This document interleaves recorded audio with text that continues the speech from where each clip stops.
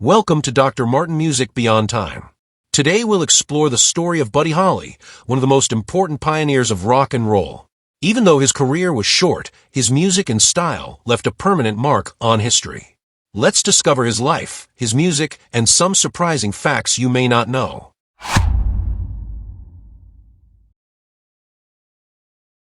Buddy Holly was born in Lubbock, Texas, in 1936. His real name was Charles Hardin Holly, but a simple typo in his first recording contract changed it to Holly. Since he was little, he loved music. He sang in church, learned to play guitar from his brothers, and by his teenage years, he was already performing on local radio.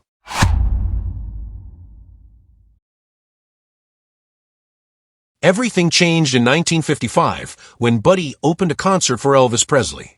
That night, he fell in love with rock and roll and decided to change his musical style.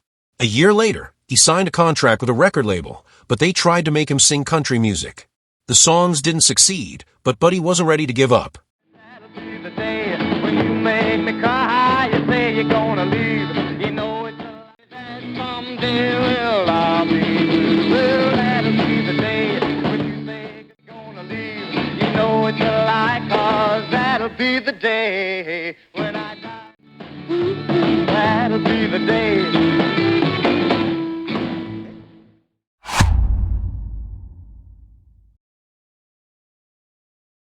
In 1957, Buddy returned to Texas and recorded a new version of his song, That'll Be the Day, with his band, the Crickets.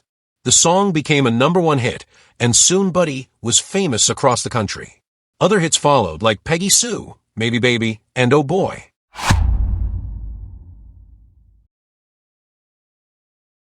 Buddy wasn't just a great performer. He was also a songwriter and an innovator. He used new recording techniques like double-tracking his voice and guitar, and he helped define the classic rock band format: 2 guitars, bass, and drums. He even recorded songs with a full orchestra, something rare for rock artists at the time.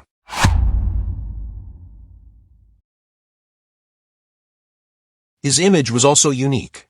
He wore thick glasses, which became part of his style. He was tall and shy, but his music was full of energy and personality. He showed the world that you didn't need to look like Elvis to be a star. Don't know what you've been missing, oh boy, when you're with me, oh boy. Everything right. I'm gonna see my baby tonight. All of my love, all of my kissing. You don't know my love, all of my kissing. You don't know what you've been missing, oh boy. When you're with me, you can hear my heart calling. A little bit of loving makes everything right. I'm gonna see my baby.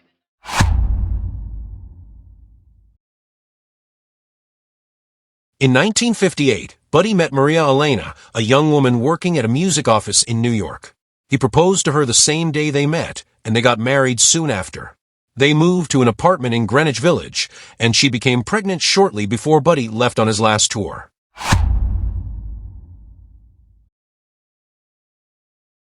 In January 1959, Buddy joined the Winter Dance Party, a concert tour through the Midwest. The weather was freezing, and the tour bus kept breaking down. After one show in Clear Lake, Iowa, Buddy rented a small plane to fly to the next city and get some rest.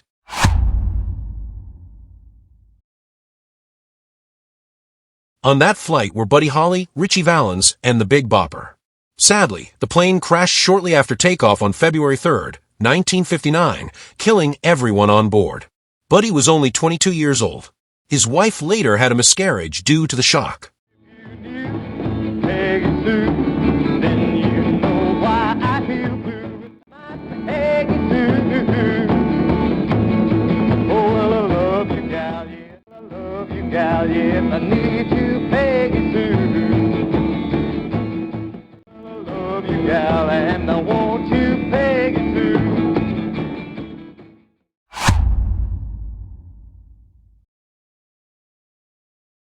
Although his life was short, Buddy's music continued to grow in popularity. After his death, many of his recordings were released.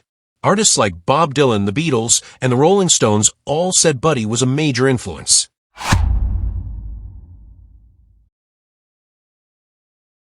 In 1971, Don McLean released the song American Pie, calling February 3rd, the day the music died, a tribute to Buddy Holly. In 1986, he was included in the very first class of the Rock and Roll Hall of Fame. He also received a Grammy Lifetime Achievement Award. Buddy Holly showed that with talent, heart, and originality, you could change music forever.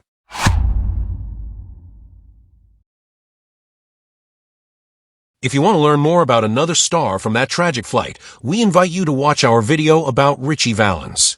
The link is in the comments. Thanks for watching Dr. Martin Music Beyond Time. Don't forget to subscribe and keep the music alive beyond time.